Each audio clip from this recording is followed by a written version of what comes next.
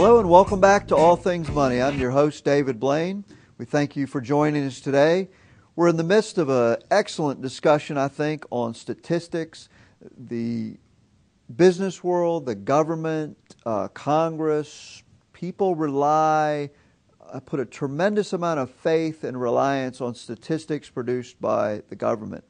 And so we're talking today, not just the government, but in general, these national aggregate type statistics that come out that people make decisions on them. Today we're talking about when you hear the headline unemployment number or inflation number, that I want you to start thinking about, okay, that's great, you're reporting 1% inflation, but what does that really mean? Are there other alternatives of inflation? That unemployment number, well, that's great, it's 9%, but does that truly reflect the number of people that are out of work? And so I'm talking about some of these things, about how I want you to look at them analytically. So we're right in the middle of inflation. If you missed the talk on unemployment in the first segment, well, just go to the web, www.dlblain.com, and you can listen to archived copies of the shows. We usually have them up in a week or two. But so now we're talking about inflation, and I was mentioning that the inflation statistic is based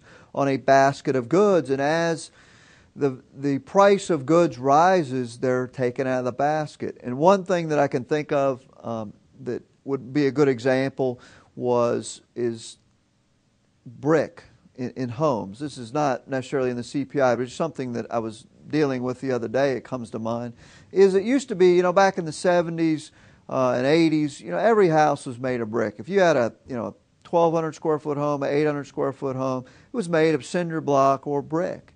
Well, the cost of brick has become tremendously expensive relative to vinyl siding. And so even your high-end homes, you look at them, they're going to have more than likely some vinyl siding. Of course, there's hardy siding out there, which is more expensive. But the point is that over the years, as vinyl siding has replaced brick as the standard construction material of your average home in America. And that's the point I want to get across, is this basket of goods, as things go up in value, they're taken out of the basket and substituted. And so this has the natural effect of actually understating inflation. The weighting also was shifted from arithmetic basis to a geometric basis. This also minimizes the effect of rising prices. Another effect that I want to talk about is what's called hedonics. Essentially, this adjustment it takes into account the fact that some of the price adjustment between the same item previously and today is that it's a better product. And the perfect example for this is an automobile.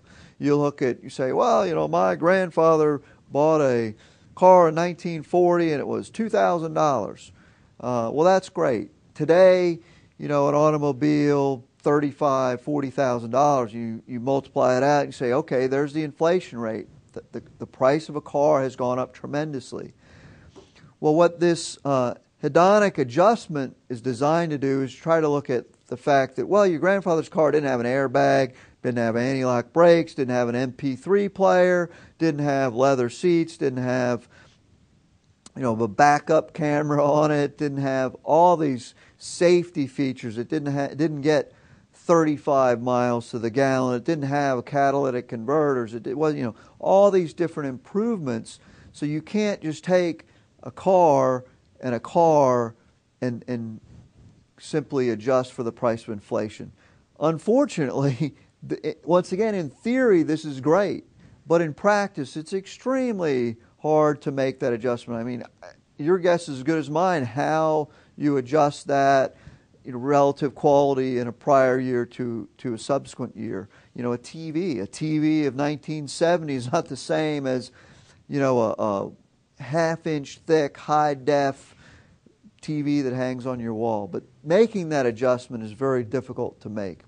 And so there's a real dispute over what is the real inflation rate out there. And of course, you've all probably heard the core inflation rate excludes energy and food from the computation.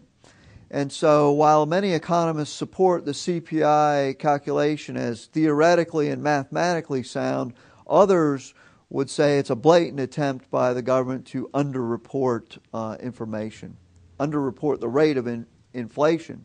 There are other pieces of information out there that you can piece together what may be a more accurate rate of inflation than just going with the headline number. The next one we want to talk about is the GDP. The GDP, or gross domestic product of a country, is an attempt to measure how much goods and services are produced by the country, and then you look at the GDP growth from a quarter ago or a year ago, and you say, okay, the U.S. is growing at a 2% rate, or China is growing at 8% per year. And of course, the definition of a recession is 2 quarters in a row of negative GDP growth. And so this statistic has tremendous implications as far as budgeting for the government, growth, as well as stock market, bond market, all these type of things.